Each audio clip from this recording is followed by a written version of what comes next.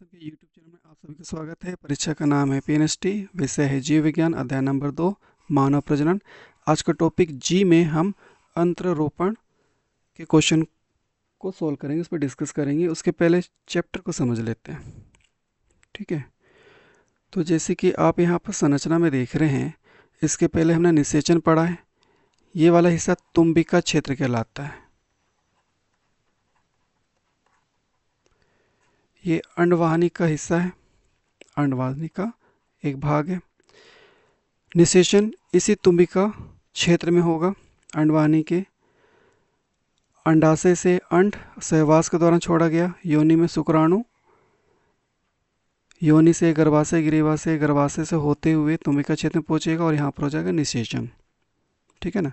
इसके बाद यहाँ पर विदलन होना शुरू होगा और विदलन होते हुए आगे बढ़ते बढ़ते अंडवाहिनी से गर्भाशय में आकर के ये जो गर्भाशय की आंतरिक परत, जिसे एंड्रोमेट्रियम कहते हैं, गर्भाशय का आंतरिक परत, यहाँ पर अंतरोपण हो जाता है, ठीक है ना। इसका स्टेप्स देखते हैं। तुम्बिका क्षेत्र में निषेचन हुआ, युग्मनज बना। पहले दिन में 2 कोशिका की अवस्था आ गई, फिर दूसरे दिन में 4 कोशिका की अवस्था आ गई, फिर दूसरे से तीसरे दिन में 8 कोशिका की अवस्था आ गई। इसके बाद 8 से 16 कोशिका की अवस्था जो रहती है वो मोरूला कहलाती है। ये तीसरे दिन में होगा और ये ठोस रूप में पाया जाता है। प्रश्न बना हुआ है, ठीक है ना। मोरूला कैसा होता है? खोखला होता है, ठोस होता है, तो आंसर किया जाएगा ठोस। फिर इसके बाद चौथे दिन में प्रारंभिक ब्लास्टुला, अर्ली ब्लास्टोसिस्ट, यहाँ पर सिस्ट कैविटी बनना शुरू हो गया।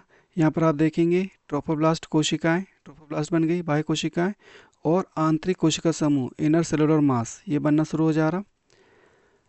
फिर विस्तारित ब्लास्टुला, एक्सपैंडेड ब्लास्टोसिस्ट, 5वें दिन यहाँ पर ब्लास्टोसिस्ट की गुहा आपको दिख रही है। तो ये यात्रा जो है फेलोपियन ट्यूब में होती है यहाँ तक, विस्तारित ब्लास्टोसिस्ट। अब जो विस्तारित ब्लास्टोसिस्ट है ये गर्भाशय में पहुँच जाएगा 6वें दिन में।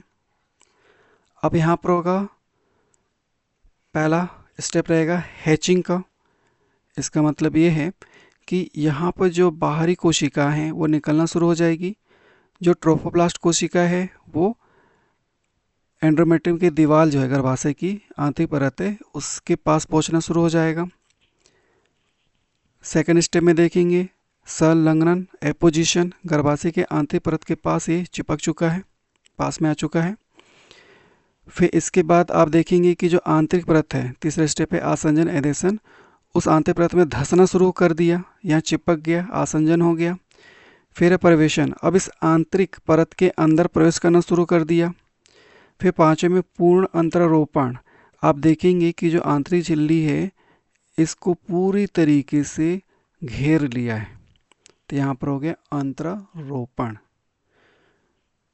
तो ये कंसेप्ट हो गया अंतरोपण को लेकर के। अब चलिए प्रश्न को सोल्व करते हैं।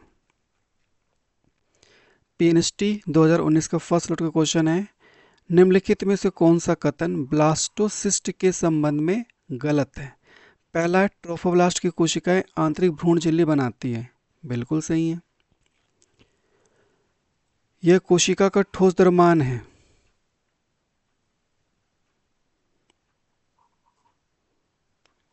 ब्लास्टोसिस्ट की बात हो रही है, ये खोखला होना शुरू हो जाता है, तो आपका आंसर यही है क्योंकि ये गलत है।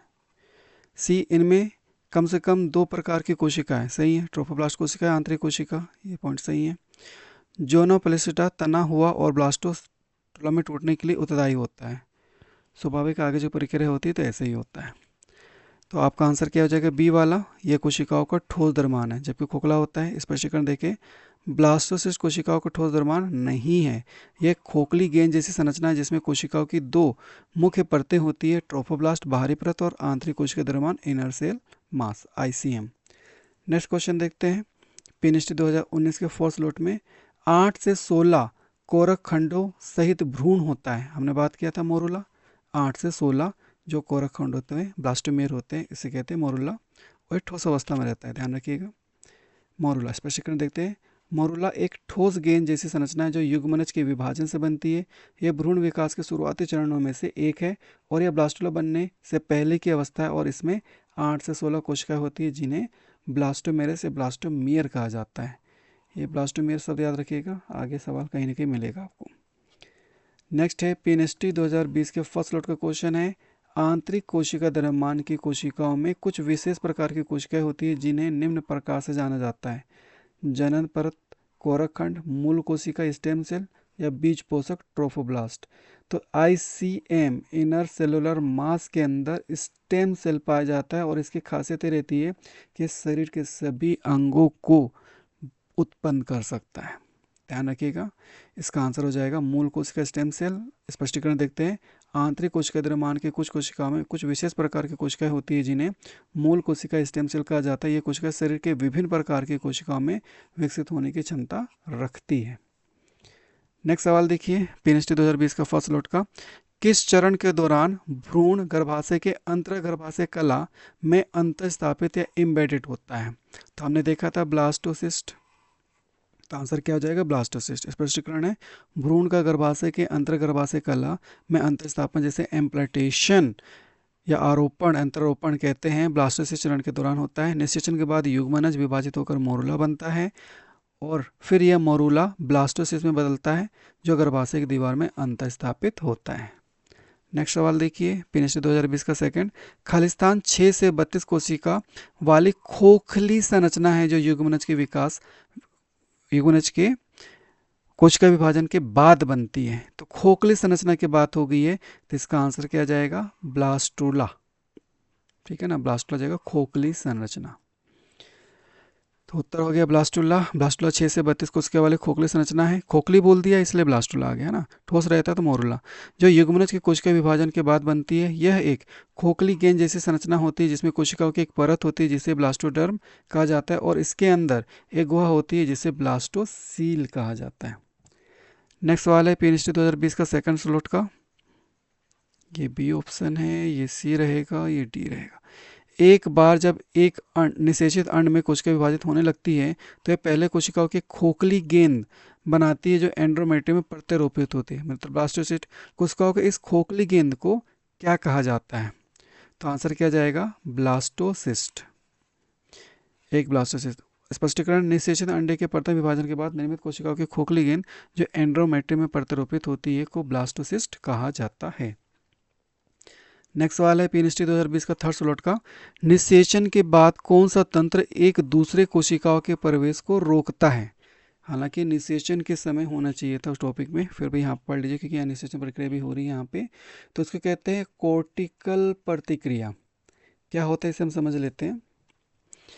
इसमें क्या होता है कि जैसे ही निषेचन की क्रिया होती है तो स्टेप बाय स्टेप देखते हैं। शुक्राणु का प्रवेश, एक शुक्राणु जोना पैलिसिडा को पार करके अंडाणु के प्लाज्मा झिल्ली में प्रवेश करता है। तो ये प्रवेश कर रहा है शुक्राणु जोना पैलिसिडा को पार करके। प्रवेश का पता लगना, शुक्राणु के प्रवेश से अंडाणु की प्लाज्मा झिल्ली का आवेश है ना, आवेशन होता है और कैल्शियम आयन की मात्रा अचानक बढ़ जाती है। अब जैसे ही शुक्राणु प्रवेश किया तो यहाँ कैल्शियम की मात्रा अचानक वृद्धि हो जाती है। थर्ड, कोर्टिकल ग्रेन का विसर्जन, बढ़े हुए कैल्शियम 2+ आयन की उपस्थिति में अंडाणु के कॉर्टेक्स में स्थित कोर्टिकल ग्रेन प्लाज्मा झिल्ली से मिलकर अपना पदार्थ छोड़ने लगते हैं। तो ये कोर्टिकल ग्रेन छोड़ना शुरू कर देगा, कोर्टिकल ग्रेन का विसर्जन। फोर्थ है जोना पैलिसिडा में परिवर्तन, कोर्टिकल ग्रेन से निकले एंजाइम जोना पैलिसिडा के ग्लाइकोप्रोटीन को परिवर्तित कर देते हैं। तो यहाँ पे जोना पैलिसिडा जो रहेगा वो परिवर्तित होना शुरू होगा, इसका कलर अलग है, इसका कलर अलग हो गया। फिर है जोना कठोर होना, परिवर्तित जोना पैलिसिडा अब अभेद हो जाती है और अन्य शुक्राणु का बंधन व प्रवेश को रुक जाता है। तो यहाँ पर अन्य शुक्राणु का बंधन रुक जाएगा क्योंकि ये कठोर एवं अभेद्य जोना पैलिसिडा में परिवर्तित हो जाता है। केवल एक शुक्राणु द्वारा निषेचन होता है, तो यहाँ निषेचन एक शुक्राणु द्वारा होगा, बाकी को रोक दिया जाएगा। मतलब पॉलीमरेज को रोकने के लिए कोर्टिकल प्रतिक्रिया या जोना प्रतिक्रिया होती है।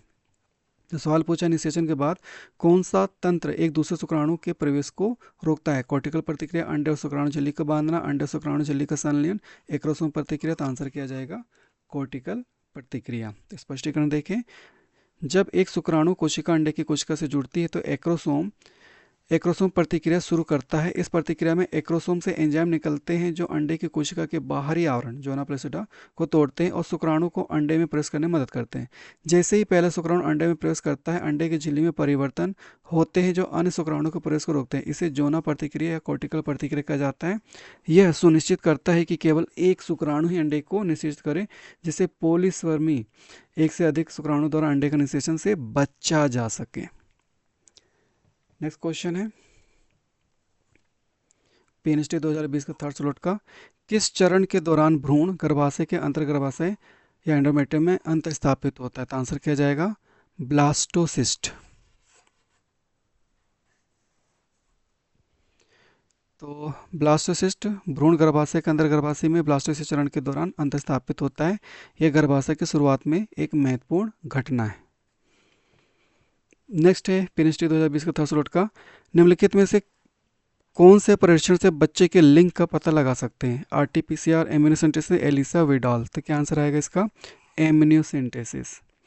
स्पष्टीकरण देखें, एम्यूनोसेंटेसिस ये एक अक्सर 16वें सप्ताह के आसपास किया जाता है ताकि यह पता लगाया जा सके कि भ्रूण में कुछ आनुवंशिक स्थितियां है या नहीं। यह भ्रूण के लिंग का पता लगाने और कुछ न्यूरल ट्यूब दोषों का पता लगाने में मदद कर सकता है। तो याद रखिएगा एम्यूनोसेंटेसिस।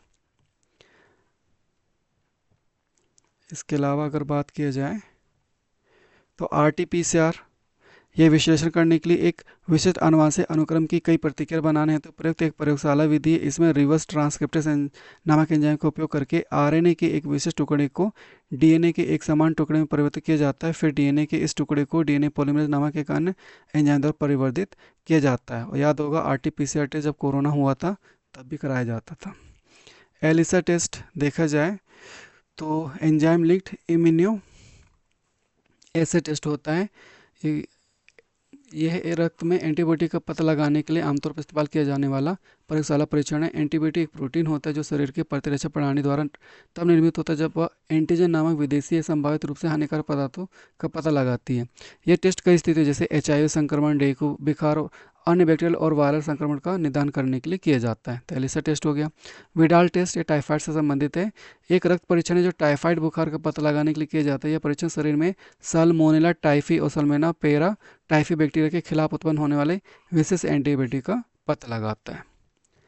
नेक्स्ट सवाल है पीएनएसटी 2022।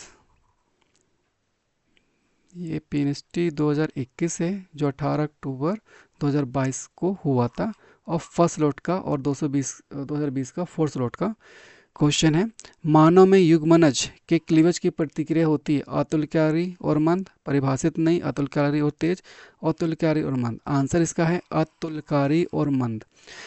अतुल्यकारी और मंद, अतुल्यकारी मतलब क्या होता है? अतुल्यकारी अर्थात सभी ब्लास्टोमेर एक ही समय पर विभाजित नहीं होते, एक समय सभी विभाजित नहीं होंगे, अलग अलग होंगे। और मंद होता है, स्तनधारी में कोशिका विभाजन की गति अपेक्षाकृत धीमी होती है, इसलिए मानव में युग्मनज का क्लीवेज असिंक्रोनस एंड स्लो, अतुल्यकारिक और मंद होता है। नेक्स्ट सवाल है पीएनएसटी 2021 जो हुआ था 2022 में, तो 19 अक्टूबर 2022 का पहला स्लॉट का क्वेश्चन है। चक्राकार तथा सतही अनुभेदन किस प्रकार की होती है? तो डिस्कोइडल, चक्राकार और सतही, तो ये मीरोब्लास्टिक का पार्ट है। तो आंसर क्या जाएगा इसका? मीरोब्लास्टिक। अब मीरोब्लास्टिक क्या होता है? मीरोब्लास्टिक विदलन, यह विदलन अंडे में मौजूद जर्दी की अधिक मात्रा कारण होता है जिससे पूरा अंडा विभाजित नहीं होता। उदाहरण पक्षी और सरीसृप, मछलियाँ, कीट, स्तनधारी, कुछ स्तनधारी में भी मीरोब्लास्टिक पाया जाता है। होलोब्लास्टिक में क्या होता है? यह विदलन अंडे के पूरे भाग को विभाजित करता है। उदाहरण स्तनधारी, मानव सहित व स्तनधारियाँ, उभयचर में मेढक, इकानोडर्म में समुद्री तारे तथा समुद्री अर्चिन, चपटेकृमि में प्लेनेरियम, एनिलिड में केचुए, नेमाटोड में राउंडवर्म। समान होलोब्लास्टिक विदलन। अब जो होलोब्लास्टिक भी दो प्रकार के होते हैं, समान और असमान। तो समान होलोब्लास्टिक विदलन मतलब ये होता है कि ये होलोब्लास्टिक विदलन एक प्रकार का, ये होलोब्लास्टिक विदलन का एक प्रकार है जिसमें ब्लास्टोमियर समान आकार के होते हैं। उदाहरण एम्फियोक्स और समुद्री अर्चिन। मीजोब्लास्टिक की बात की जाए तो ये एक गलत शब्द है। विदलन के प्रकारों में मीजोब्लास्टिक नाम का कोई प्रकार नहीं होता है। कुछ हम जो विदलन होता है उसके प्रकार देख लेते हैं। ये दोनों आ जाएगा होलोब्लास्टिक, और ये आ गया मीरोब्लास्टिक। एक भाग हो गया होलोब्लास्टिक जिसका ए और बी, ए में क्या होगा सम विदलन या सम मात्रक, अंग्रेजी में होलोब्लास्टिक इक्वल, और दूसरा क्या है होमोब्लास्टिक अनइक्वल असम। यहाँ पर पूरे समान मात्रा में, जैसे कि युग्मनज है, 2 कोशिका अवस्था आ गई, पूरा का पूरा विभाजन हो रहा है। 4 कोशिका अवस्था आ गई, 8 कोशिका अवस्था आ गई, मोरुला अवस्था आ गया, फिर ब्लास्टुला ब्लास्टोसिस्ट वगैरह बन रहा है। ठीक है ना। यहाँ पर आप देखोगे कि होलोब्लास्टिक पूरा का पूरा विभाजन हो रहा है, लेकिन साथ में इक्वल हो रहा है, बराबर बराबर। यहाँ पर देखेंगे कि यहाँ पर भी, इसमें भी पूरा का पूरा विभाजन हो रहा है, होलोब्लास्टिक है, लेकिन असमान प्रकार से हो रहा है, एक बड़ा एक छोटा, इस तरह से आगे विभाजन होते हैं, विदलन होते हैं। अपूर्ण में पूरा नहीं होगा। आप यहाँ पर देख रहे हैं कि जो चक्राकार डिस्कोइडल है सिर्फ ऊपर का हिस्सा है, वहीं पर विभाजन हो रहा है, बाकी के हिस्से में नहीं हो रहा, क्योंकि यहाँ पे योग की मात्रा बहुत ज़्यादा है। जिसमें योग की मात्रा ज़्यादा रहेगी उसमें मीरोब्लास्टिक अपूर्ण विदलन होता है। दूसरा होता है सतही। तो आप देखोगे यहाँ पर सिर्फ सतह पर ही विभाजन होगा, पूरी प्रक्रिया जो रहेगी सतह पर होगी, इसे कहते हैं सतही। तो ये आ गया होमोब्लास्टिक के 2 भाग, सम और असम, और ये अपूर्ण मीरोब्लास्टिक के 2 भाग, डिस्कोइडल या चक्राकार, और दूसरा सतही। तो नाम ध्यान रखना है आपको। नेक्स्ट सवाल है पेनिस्ट्री 2021 का है, 21 अक्टूबर 2022 में पेपर हुए थे।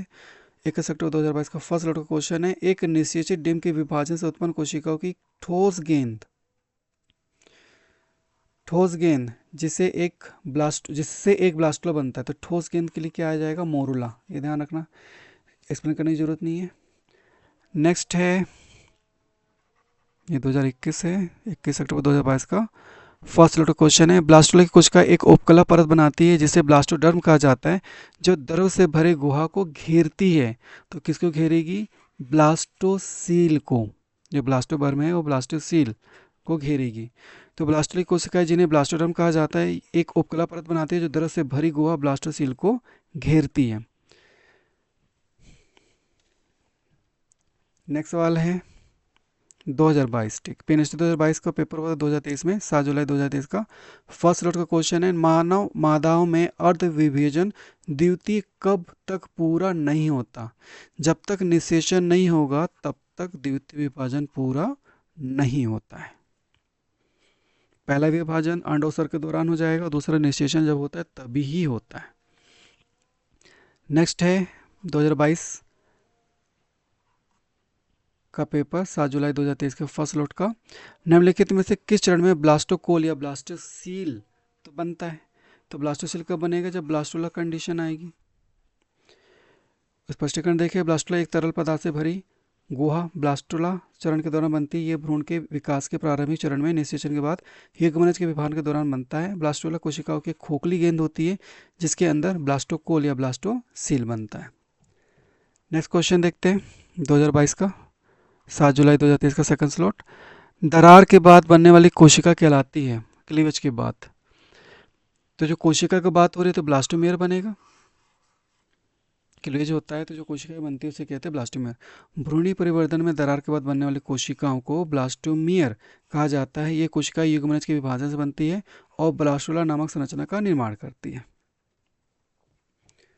नेक्स्ट सवाल है 8 जुलाई 2023 का फर्स्ट लॉट का, मनुष्य के शुक्राणु और अंडाणु में कितने गुणसूत्र होते हैं। तो चाहे शुक्राणु चाहे अंडाणु हैप्लॉइड होता है, 2n कितने होते हैं 46, n कितना होगा 23। तो यहाँ बोल रहा है कितने गुणसूत्र होते हैं शुक्राणु, तो कितना होगा 23 होगा इसका आंसर। तो मनुष्य शुक्राणु अंडाणु दोनों में 23 गुणसूत्र होते हैं। महिला में 22+x ही रहेगा फीमेल में, और मेल में 22+x और या तो 22+y। मेल में 2 प्रकार के होते हैं। नेक्स्ट 2022 के पेपर है, ये रहेगा 8 जुलाई 2023।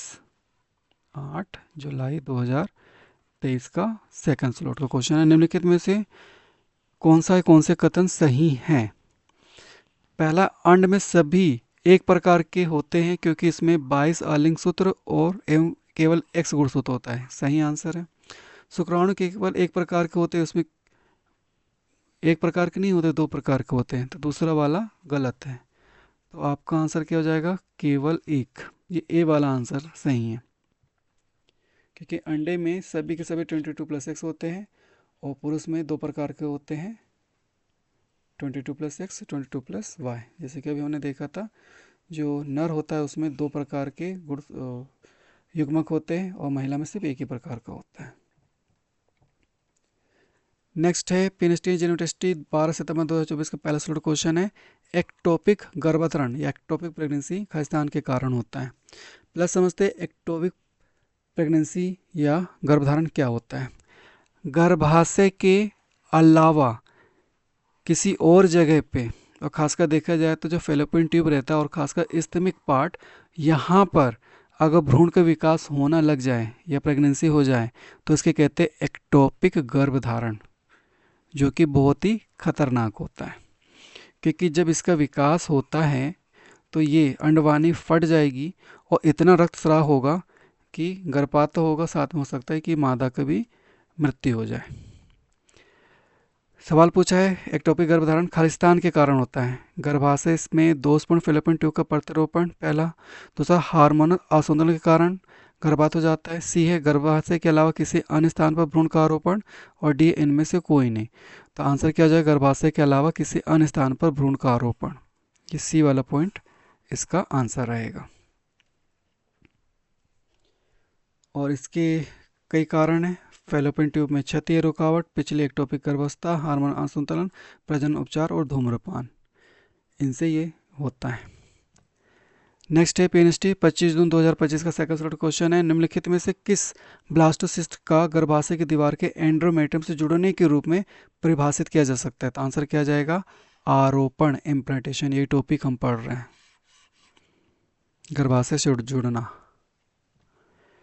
इस तरह से आपने देखे इस टॉपिक में 20 क्वेश्चंस आए हैं। 2 क्वेश्चन को आप अलग रख दीजिए, लेकिन 20 क्वेश्चन अंतरोपण से आए हैं और एक चैप्टर से इतने क्वेश्चन आना बहुत बड़ी बात है। तो इस टॉपिक को अच्छे समझिए, कैसा क्वेश्चन पूछ रहा है उसको ध्यान में रखिए। मिलते हैं नेक्स्ट वीडियो में। धन्यवाद।